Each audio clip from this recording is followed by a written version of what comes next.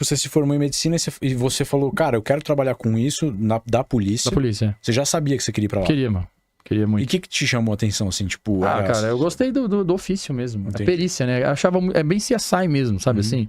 Então, tipo assim, eu gostava de saber qual...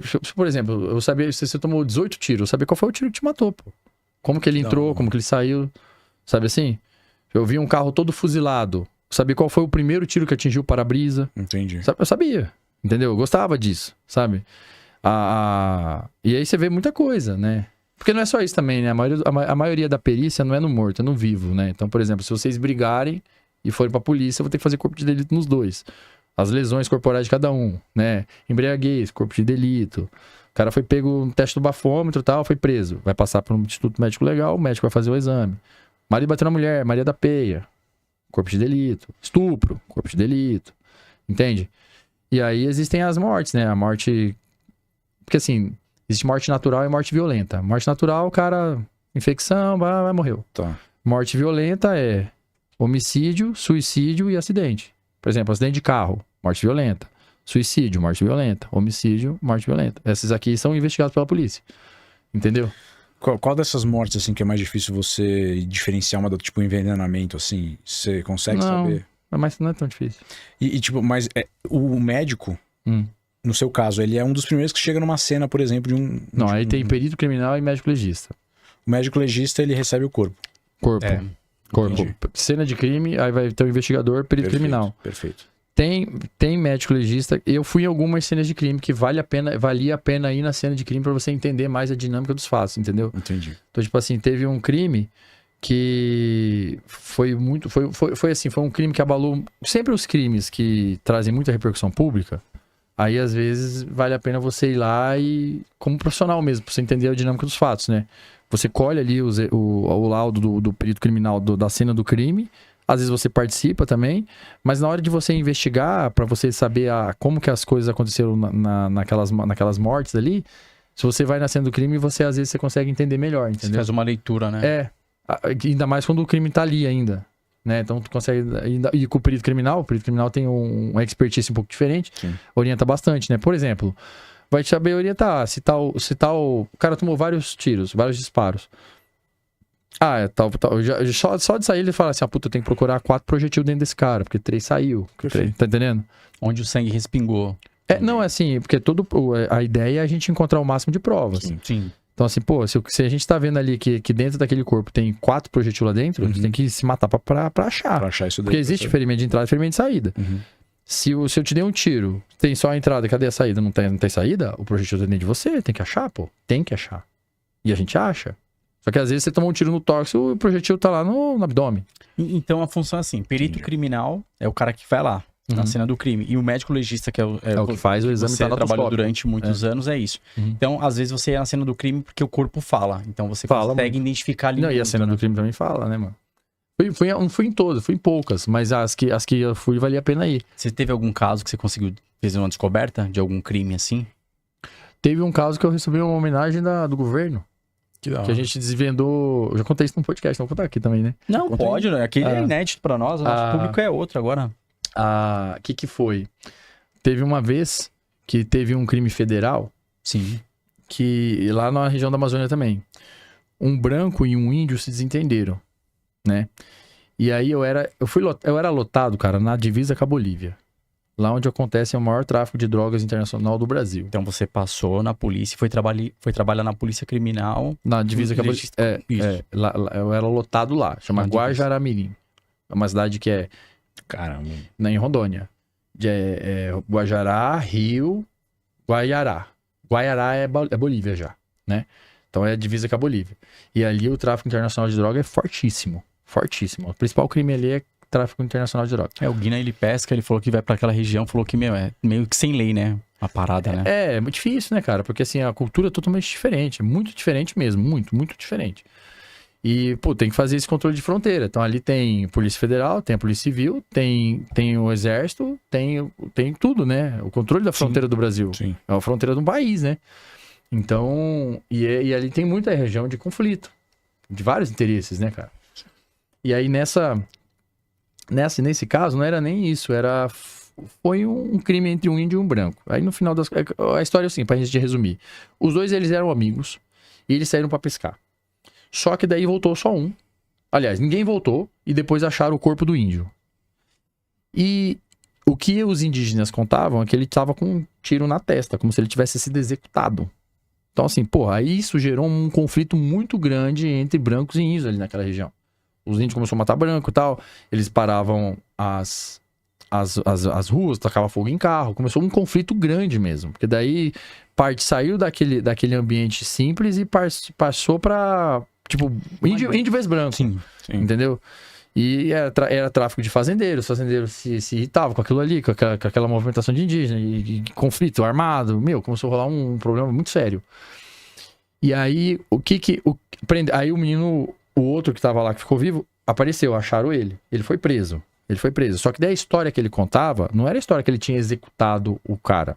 Ele falou que tinha acontecido um acidente e que, na realidade, o tiro tinha entrado pela nuca do outro. E ele contava que a arma tinha disparado sem querer, eles eram amigos e tal, tudo. Mas ninguém acreditava, porque a população dizia que ele tinha sido encontrado com um tiro na testa, né? Você não chegou a ver o corpo dele? Calma. A gente foi fazer uma exumação daí. Aí o que acontece? O juiz, um juiz federal, ele determinou que fosse feita a exumação do cadáver pra gente conseguir esclarecer o crime. Entendeu? E aí já tinha passado vários meses, né? A treta, vários meses. Aí a gente foi. Aí foi uma operação bem grande lá no governo. Foi policial, foi Polícia Civil, foi Polícia Federal, foi Exército Brasileiro. E aí, assim, cara, é uma região bem inóspita, assim, é uma tribo indígena mesmo. Então, pô, foi 2 dias de barco, subindo um barquinho, e não é barco, é barquinho, motorzinho, motosserra, tem. É aqueles o riozinho passando aqui, ó. Motinha Titã. Desse jeito. Aí, e foi, a galera subiu, aí chegou lá, tem que pedir benção eu era o chefe da operação, eu e o delegado. Porque eu fui de médico, foi eu mais um médico e o delegado da polícia e aí o exército pra dar segurança pra gente. Só que, cara, você chega lá, você tem que pedir benção pro cacique. Eu tive que ir lá falar com o cacique, ó, o que a gente vai fazer? A gente vai fazer isso, explicar pra ele o que ia ser feito. Sim.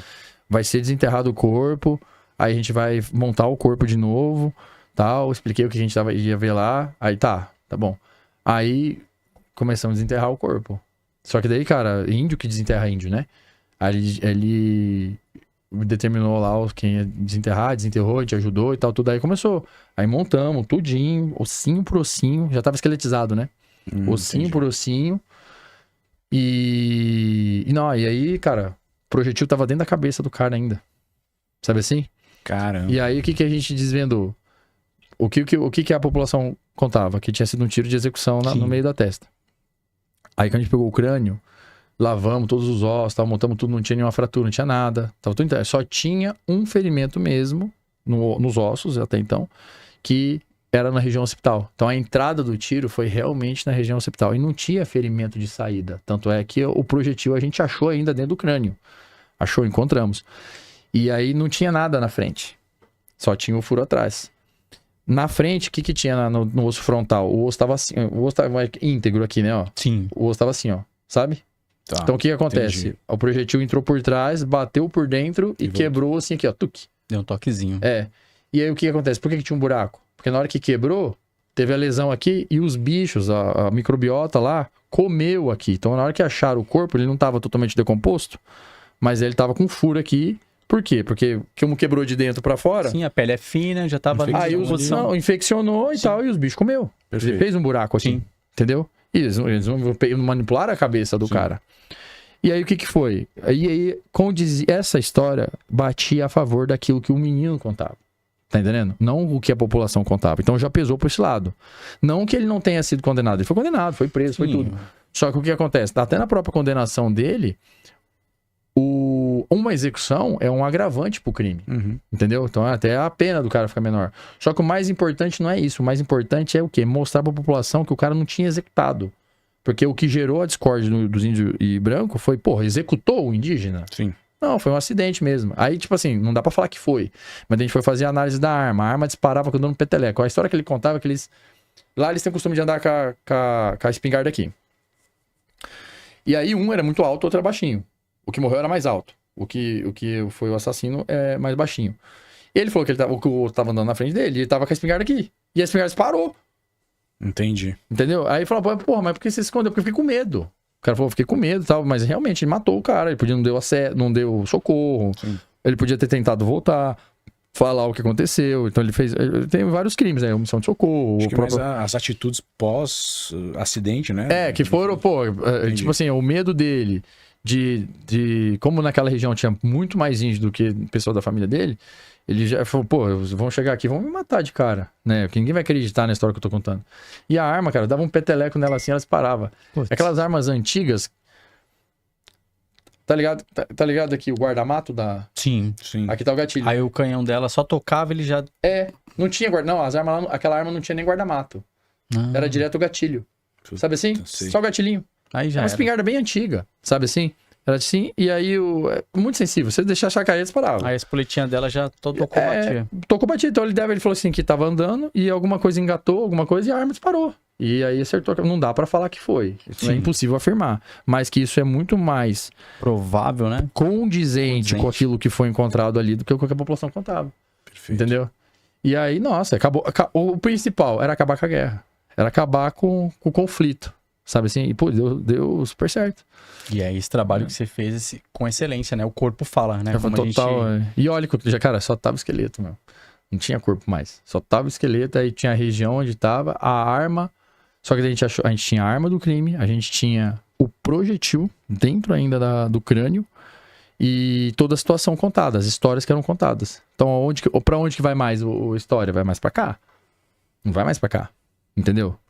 O perito, ele nunca afirma. Ele narra fatos e narra aquilo que vê. Entendeu? Então, tipo assim, você deu um soco nele. Eu não vi o soco. Aí ele vai lá com o dente quebrado. O que eu vou colocar num laudo? Periciando, refere que tomou um soco e tal. O que eu vejo? Eu vejo a avulsão de um dente, tal, um edema, tal. Aí na hora de responder as questões, eu não respondo. Foi feita por um soco. Foi feita por um instrumento contundente. Foi o soco? Não sei, ué. Ele contou que foi. Tem a lesão, só que eu só posso falar o que eu tô vendo. Perfeito. Entendeu? É assim que funciona. Entendi. Porque quem que é o perito dos peritos? Não é o juiz. Ou não é o polícia. O perito dos peritos é o juiz.